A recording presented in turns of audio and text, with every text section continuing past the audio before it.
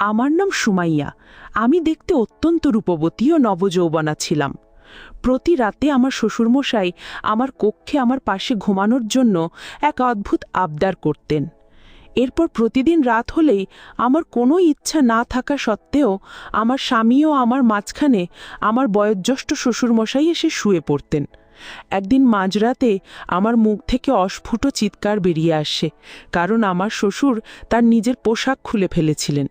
শুধু তাই নয়, আমার শ্বশুরমশাই আমার সাথে একসাথে স্নান করার জন্যেও পাগলামি করতেন। বিয়েটা হয়েছিল আমার স্বামীর সাথে, কিন্তু আমার সাথে অন্যায়ভাবে মজা লুটতেন আমার বৃদ্ধ শ্বশুরমশাই। আসলে আমরা দুই বোন খুব কষ্টের মধ্যে বড় হয়েছিলাম। আমার মা একা হাতে অশেষ কষ্ট করে আমাদের দুই বোনকে লালন পালন করে বড় করে তুলেছিলেন। তারপর অনেক চেষ্টার পর যখন আমার জন্য একটি বিয়ের প্রস্তাব আসে, তখন আমার মা ছেলেটির বিষয় তেমন কোনো খোঁজ খবর না নিয়েই আমার বিয়ে দিয়ে দেন। বিয়ের পর যখন আমি শ্বশুরবাড়ি আসি, তখন ফুলশয্যার রাতেই আমার দম বন্ধ হয়ে আসার মতো পরিস্থিতি তৈরি হয়। কারণ যার সাথে আমার বিয়ে হয়েছিল সেই মানুষটি ফুলশয্যার রাতে আমার সাথে ছিলই না। আমার স্বামীর চোখের সামনেই আমার বৃদ্ধ শ্বশুরমশাই আমার সাথে রাত ভর ছিলেন।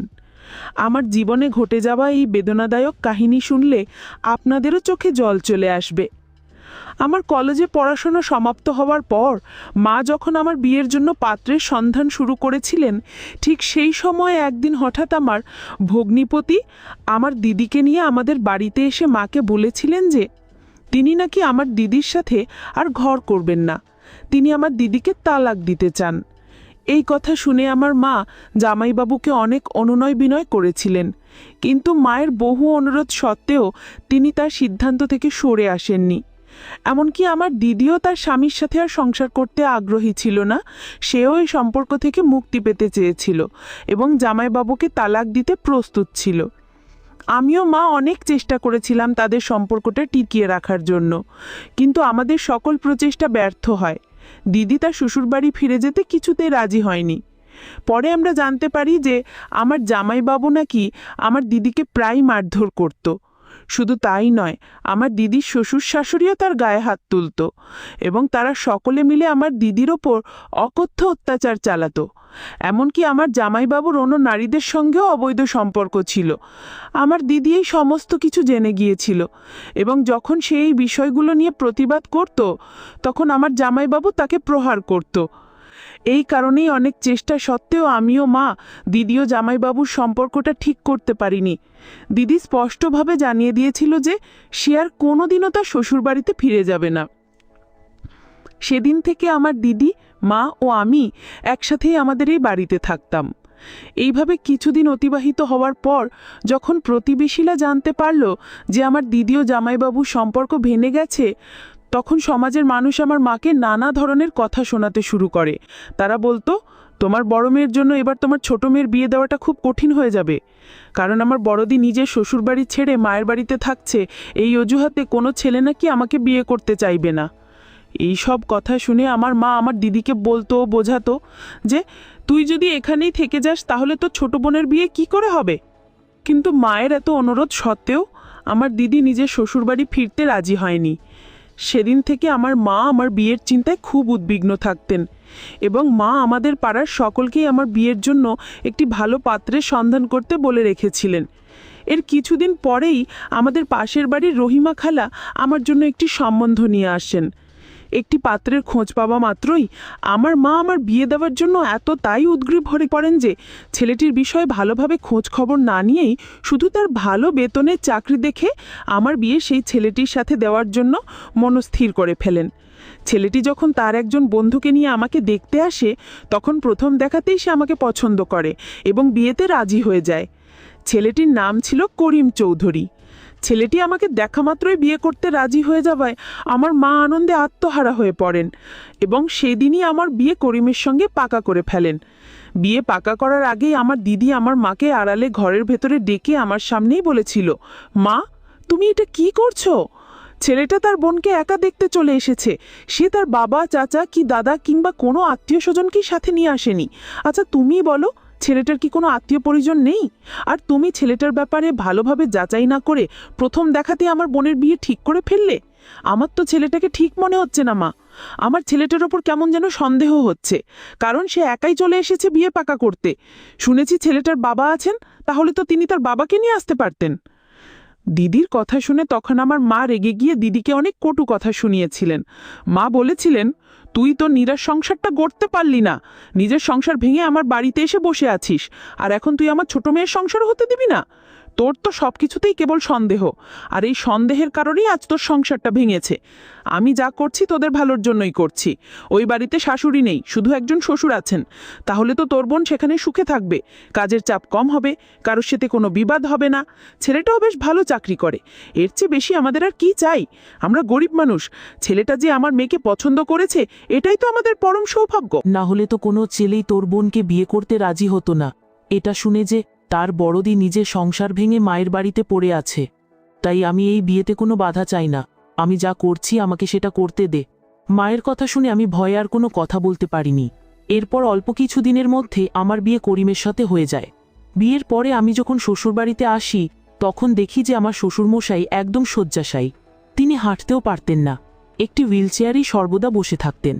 আমি তো এটা ভেবে খুব আনন্দিত ছিলাম যে আজ আমাদের বাসর রাত এবং আমার শ্বশুরবাড়িটা অনেক বিশাল ও সুন্দর। শ্বশুরবাড়িতে পা রাখার সাথে সাথেই আমি খুব খুশি হয়েছিলাম এবং তখন আমার মনে হয়েছিল মা যা করেছেন ভালোই করেছেন। বাসর রাতে আমি যখন বরের অপেক্ষায় বসেছিলাম তখন কিছুক্ষণ পরেই আমার স্বামী ঘরের ভেতরে এসে দরজাটা ভেতর থেকে বন্ধ করে দেয়। তারপর সে যখন আমার কাছে এসে আমার হাতটা ধরে তখন আমার হৃদস্পন্দন অনেক বেড়ে যায় এবং লজ্জায় আমার মুখ লাল হয়ে ওঠে। আমার স্বামী আমাকে অনেক স্নেহ করে বলল, তুমি এতটাই রূপসী যে তোমাকে প্রথম দেখাতেই আমি তোমার প্রেমে পড়ে গিয়েছিলাম। তাই আমি তোমাকে কথা দিচ্ছি, আমি সারা জীবন তোমার পাশে থাকব এবং তোমার সকল সুখ দুঃখে তোমার সঙ্গ দেব। তুমিও আমাকে কথা দাও যে তুমি আমার পরিবারের খেয়াল রাখবে। যদি আমার পরিবারে আমার একমাত্র বাবা ছাড়া আর কেউ নেই, আমার বাবা যেহেতু একজন অক্ষম মানুষ, তাই আমার বাবার দেখাশোনা তোমাকেই করতে হবে। উনি অনেক দয়ালু মানুষ, তুমি যদি ওনার সেবা করো তাহলে তুমি একটা বড় দায়িত্ব পালন করবে। শুধু তাই নয়, উনি এতটাই উদার যে তুমি ওনার যত্ন নিলে উনি তোমাকে সবকিছু উজাড় করে দেবেন। তোমার আসার আগে পর্যন্ত এতদিন আমি আর কাজের মাসি মিলে আমার বাবার যত্ন নিতাম। যদিও আমি বেশিরভাগ সময় শহরেই থাকি, তাই কাজের মাসিদের ভালো করে বুঝিয়ে দিয়ে যেতাম যেন তারা ভালোভাবে আমার বাবার যত্ন নেয়। আর আমি প্রতি সপ্তাহে শুধু বাবার জন্যই বাড়ি আসতাম এবং বাবার খেয়াল রাখতাম, কারণ কাজের মাসিরা আমার মতো করে আমার বাবার যত্ন নিত না। তারা শুধু দায়সারা কাজ করত এবং মাস শেষে টাকা নিয়ে চলে যেত। তাই এখন থেকে তুমি আমার বাবার যত্ন নেবে তো? আমাকে কথা দাও যে তুমি আমার অসুস্থ বাবার খেয়াল রাখবে। আমি তখন মন থেকেই আমার স্বামীকে কথা দিয়েছিলাম যে আমি আমার শ্বশুরমশাইয়ের যত্ন নেব। এরপর আমার স্বামী যখন আমাকে আদর করার জন্য আমার কাছে আসে, ঠিক সেই মুহূর্তে তার ফোন বেজে ওঠে। সে অনেক আদর করে আমার গালে হাত বুলিয়ে বলল, তুমি আমার জন্য একটু অপেক্ষা করো। আমি ফোনটা ধরে নিই, হয়তো আমার অফিস থেকেই কোনো জরুরি ফোন এসেছে। স্বামীর ভালোবাসা মিশ্রিত মধুর কথা শুনে আমি এটা ভেবে খুব খুশি হয়েছিলাম যে আমি একজন ভালো জীবনসঙ্গী পেয়েছি যে আমাকে খুব ভালোবাসবে। তারপর আমার স্বামী যখন তার ফোনটা ধরে তখন ফোনটা ধরার সাথে সাথেই সে কপালে হাত দিয়ে মেঝেতে বসে হাউমাউ করে কাঁদতে শুরু করে দেয়। স্বামীর কান্না দেখে আমি অনেক ঘাবড়ে গিয়েও ভয় পেয়ে বিছানা থেকে দ্রুত নেমে তার কাছে আসতেই সে আমাকে জড়িয়ে ধরে আরও জোরে জোরে কাঁদতে শুরু করে দেয়। আমি যখন তার কান্নার কারণ জানতে চাই তখন সে বলে, সুমাইয়া, আমার অফিসে আগুন লেগে গেছে, আমাকে এক্ষুনি অফিসে যেতে হবে। এই বলে আমার স্বামী আমার মাথায় খুব ভালোবেসে হাত বুলিয়ে বলেছিল, তুমি নিজের এবং আমার বাবার খেয়াল রাখবে, আমি হয়তো এখন বেশ কিছুদিন বাড়ি ফিরতে পারবো না। এই বলে আমার স্বামী তড়িঘড়ি করে হাতে একটা স্যুটকেস নিয়ে সেই রাতেই বাড়ি থেকে বেরিয়ে পড়ে। সেদিন আমি নিজেই বুঝতে পারছিলাম না যে আমার সাথে এসব কি হচ্ছে। একটা মুহূর্তের মধ্যে আমার জীবনের সব কিছু ওলটপালট হয়ে গিয়েছিল। আমার ভালোবাসার মানুষটি প্রথম রাতেই আমার থেকে দূরে চলে গিয়েছিল। বাসর রাতেই আমার সব স্বপ্ন ভেঙে চুরমার হয়ে গিয়েছিল, আর আমি কিছুই করতে পারিনি, মনে শুধু বেদনা নিয়েছিলাম। সেই দিন বাসর রাতে স্বামীকে ভেবে আমি একাই সারা রাত কাটিয়েছিলাম। একে তো আমি ওই বাড়িতে নতুন ছিলাম, তার উপর প্রথম রাতেই আমার স্বামী আমাকে ছেড়ে শহরে চলে গিয়েছিল, তাই সারা রাত আমার ঠিকমতো ঘুম হয়নি। আমি তো সারা রাত এপাশ ওপাশ করেই কাটিয়ে দিয়েছিলাম। তারপর জানি না কখন ভোরের দিকে আমার ঘুম চলে আসে। সকালবেলা যখন আমি গভীর ঘুমে আচ্ছন্ন ছিলাম তখন মনে হলো কেউ যেন আমার গায়ে স্পর্শ করছে এবং আমাকে ঘুম থেকে জাগানোর চেষ্টা করছেন। চোখ খুলতেই আমি চমকে উঠি, কারণ আমার শ্বশুরমশাই আমার ঘরের ভেতরে ঢুকে আমার কাছে এসে গায়ে হাত দিয়ে জাগানোর চেষ্টা করছিলেন। সকালবেলা হঠাৎ করে শ্বশুরমশাইকে আমার ঘরের ভিতরে দেখে আমি ভয়ে চমকে উঠেছিলাম। তারপর আমি যখন তাড়াতাড়ি বিছানা থেকে উঠে নিজের পোশাক ঠিক করে শ্বশুরমশাইকে জিজ্ঞেস করলাম যে বাবা, আপনি এখানে কি করছেন? আপনার কি কিছু প্রয়োজন? তখন আমার শ্বশুরমশাই মুচকি হেসে আমার দিকে তাকিয়ে বললেন, বৌমা, কাজের মাসি তো জানিয়ে দিয়েছে যে সে আর আমার দেখাশোনার কাজ করবে না, তাই আজ থেকে তোমাকেই আমার দেখাশোনা করতে হবে। আমি তো সকালবেলা স্নান করার পরেই খাবার খাই, তাই তুমি যদি আমাকে একটু স্নান করিয়ে দিতে তাহলে খুব ভালো হতো। শ্বশুরকে স্নান করাতে হবে? এই কথাটা শুনে আমি আশ্চর্য হয়ে শ্বশুরমশাইয়ের মুখের দিকে তাকিয়েছিলাম। কিছুক্ষণ তার মুখের দিকে তাকিয়ে থাকার পর আমি শ্বশুরমশাইকে বললাম, বাবা, আমি আপনাকে কি করে স্নান করাতে পারি? তিনি তখন মুচকি হেসে আমাকে বললেন, আমি একজন অক্ষম মানুষ, তাই বাধ্য হয়ে তোমাকে স্নান করানোর কথা বলছি। আমার জায়গায় যদি তোমার নিজের বাবা হতেন তাহলে কি তুমি তোমার বাবার সেবা যত্ন করতে না? তুমি কি নিজের বাবার আদেশ পালন করতে না? তার এই কথা শোনার পর আমি লজ্জিত হয়ে মাথা নিচু করেছিলাম। তারপর তার কথা মতো তাকে বাথরুমে নিয়ে যাওয়া মাত্রই দেখি তিনি নিজের সব পোশাক খুলতে শুরু করেছেন। তার পোশাক খোলা দেখে আমি চমকে উঠি। তারপর তিনি আমাকে বললেন, বৌমা, আমাকে তাড়াতাড়ি স্নান করিয়ে দাও, আমার অনেক খিদে পেয়েছে। জানি না কেন আমার কিন্তু শ্বশুরের আচরণ মোটেও ভালো লাগছিল না। তারপর আমি যখন খুব আশ্চর্য হয়ে আমার অনিচ্ছা সত্ত্বেও একটা মগে জল তুলে শ্বশুরের মাথায় ঢালি, তখন তার গায়ে ঠান্ডা জল পড়তেই তিনি চিৎকার করে আমাকে জড়িয়ে ধরে বললেন, বৌমা, তুমি এটা কি করছো? আমার ঠান্ডা জলে স্নান করার অভ্যাস নেই, আমি হালকা গরম জলে স্নান করি, আমার ভীষণ ঠান্ডা লাগছে, তাড়াতাড়ি আমার শরীরে গরম জল দাও। তিনি যখন আমাকে জড়িয়ে ধরেছিলেন তখন কিন্তু আমার মোটেও ভালো লাগেনি, এবং আমি বলেছিলাম যে, বাবা, আপনি এটা কি করছেন? এমনিতেই তো আমার বাসর রাত থেকে মন মেজাজ অনেক খারাপ ছিল, এবং বাসর রাতে আমার সাথে যা হয়েছিল তাতে মন মেজাজ খারাপ হওয়াটাই স্বাভাবিক। তার ওপর শ্বশুরের এরকম অদ্ভুত কর্মকাণ্ড দেখে আমি খুবই আশ্চর্য ছিলাম। আর এদিকে যতদিন যায় ততই আমার শ্বশুরমশাই আমার সাথে উদ্ভট আচরণ করতে থাকেন। ওদিকে আমার স্বামী সারাদিনে মাত্র একবার ফোন করত, তাও আবার বেশিক্ষণ কথা বলতো না।